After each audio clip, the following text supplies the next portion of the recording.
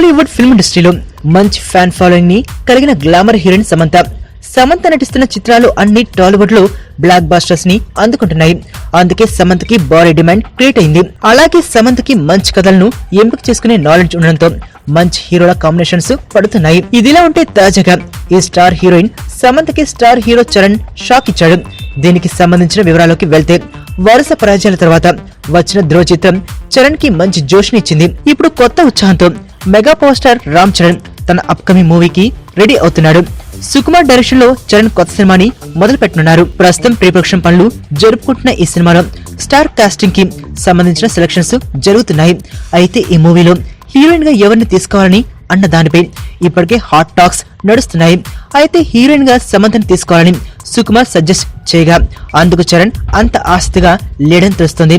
మరో కొత్త హీరోయిన్ ని చూడాల్సిందిగా సుకుమార్ కి చరణ్ చెప్పుకొచ్చారు. దీంతో సుకుమార్ టీం కొత్త హీరోయిన్స్ వేటలో పడగా చివరకు ప్రేమం బ్యూటీ అనుపమ పరమేశ్వరన్ ను ఫైనల్ చేశారట.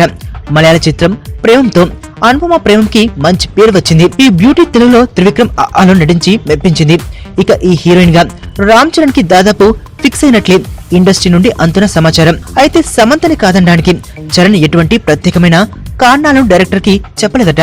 ఈ మధ్య కాలంలో సమంత చాలా ఆఫర్స్ ని మిస్ చేసుకోవాల్సి వస్తుందని అంటున్నారు. ఇండస్ట్రీకి చెందిన టాప్ హీరోలు అందరూ సమంతకి ఆఫర్స్ ని తగ్గించే పనిలో ఉన్నట్లుగా తెలుస్తుంది.